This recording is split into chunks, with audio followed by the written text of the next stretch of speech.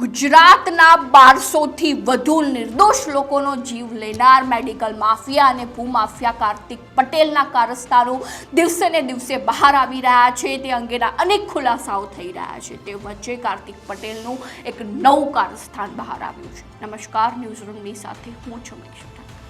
Medical mafia અને ભૂમાફિયા કાર્તિક પટેલ જે હાલમાં ક્રાઇમ બ્રાન્ચથી ડરીને વિદેશ ભાગી ગયો છે અને તેને લઈને અનેક ખુલાસાઓ અને કૌભાંડો જે કાર્તિક પટેલ દ્વારા આચરવામાં આવ્યા છે તે ધીરે ધીરે હવે બહાર આવી રહ્યા છે। તે અંગે કાર્તિક પટેલને લઈને એક નવું કારસ્તાન જે છે તે બહાર આવ્યું છે, જેમાં ખ્યાતિ હોસ્પિટલમાં દર્દીઓને કેવી રીતે લાવવા તે અંગેનું સમગ્ર ષડયંત્ર જે છે તે હવે બહાર આવ્યું છે અને તે સમગ્ર ષડયંત્રની માહિતી જે છે તે અમારી સુધી પહોંચી ગઈ છે। જેમાં સમગ્ર ઘટના એ હતી કે કાર્તિક પટેલ દ્વારા ખ્યાતિ હોસ્પિટલના ડૉક્ટરોને સતત કહેવામાં આવતું હતું કે બને તેટલું શક્ય હોય એટલા ગામડાઓમાં જઈને તમારે ફ્રી મેડિકલ કેમ્પ યોજવા જોઈએ અને કોઈ પણ નિર્દોષ વ્યક્તિ હોય, સ્વસ્થ વ્યક્તિ હોય, છતાંય તેને ખોટા રિપોર્ટો બતાવીને હોસ્પિટલ સુધી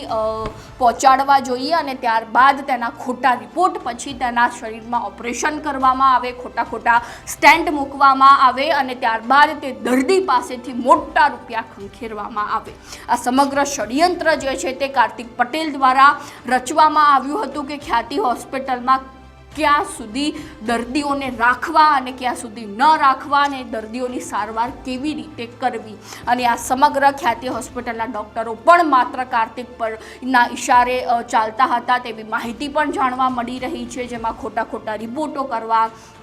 દર્દીઓને ખોટી બીમારી બતાવી અને ત્યારબાદ તેમને ડરાવીને તેમનું ઓપરેશન કરવું અને ત્યારબાદ તેનું મૃત્યુ થાય કે તેની ગમે તેવી હાલત ખરાબ થાય તે ડૉક્ટરો દ્વારા તેની કોઈ જ જે જવાબદારી છે નહોતી લેવામાં આવતી। માત્ર ડૉક્ટરોની જવાબદારી માત્ર રૂપિયા લેવાની જ હતી અને એ રૂપિયા કાર્તિક પટેલ સુધી પહોંચાડવાની હતી। આ સમગ્ર ષડયંત્ર જે છે તે ખ્યાતિ હોસ્પિટલમાં રચવામાં આવતું હતું અને ગામડાના નાના લોકો, નાના ખેડૂતો પાસેથી રૂપિયા પડાવવામાં આવતા હતા અને આ ખ્યાતિ કાંડ જે હાલમાં પણ ચર્ચાનો વિષય બન્યું છે। અને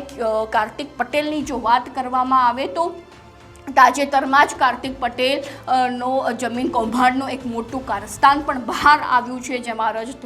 અરજદાર દ્વારા 2 વર્ષ પૂર્વે તેના જમીન કૌભાંડને લઈને અરજી પણ કરવામાં આવી છે, છતાંય વહીવટીતંત્ર દ્વારા તેના ઉપર કાર્યવાહી નથી કરવામાં આવી અને તેને લઈને અરજદારમાં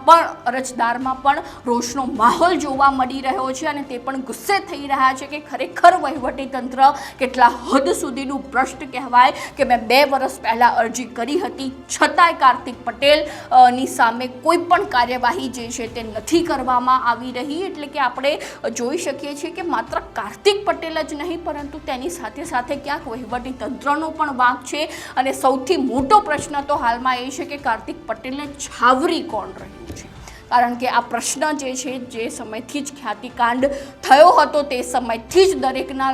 મનમાં એક જ પ્રશ્ન છે કે કાર્તિક પટેલે છાવરવાનું કામ કોણ કરી રહ્યું છે। જેમાં એવા સમાચાર પણ વચ્ચે સામે આવ્યા હતા કે ઉત્તર ગુજરાતના કોઈ મોટા નેતા જે છે તે કાર્તિક પટેલ ઉપર તેમની મહેરબાની છે તેવા સમાચાર પણ વચ્ચે વહેતા થયા હતા અને ક્યાંક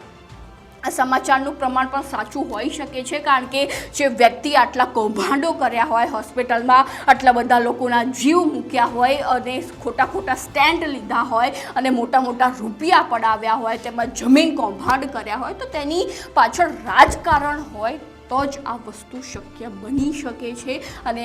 અત્યાર સુધીમાં પણ કાર્તિક પટેલની જે છે તે ધરપકડ નથી કરવામાં આવી, તેના ઉપર કોઈ પણ એવી મોટી કાર્યવાહી નથી કરવામાં આવી રહી અને તે માત્ર વિદેશ ભાગીને જતો રહે છે। એટલે કે રાજકારણની મહેરબાની જે વ્યક્તિ ઉપર હોય છે તો જ તે વ્યક્તિ આટલું શક્તિશાળી બની શકે છે, બાકી રાજકારણના સહકાર વગર કોઈ પણ વ્યક્તિ જે છે તે આટલા મોટા કૌભાંડ ન કરી શકે। આ વાત જે છે તે એકદમ પુરવાર દેખાઈ રહી છે કે આ કાર્તિક પટેલની પાછળ જે છે તે કોઈ પણ ઉત્તર ગુજરાતના મોટા નેતાનો હાથ દેખાઈ રહ્યો છે। હવે આ અંગે તમારું શું કહેવું છે અમારા કોમેન્ટ બોક્સમાં લખીને જણાવો।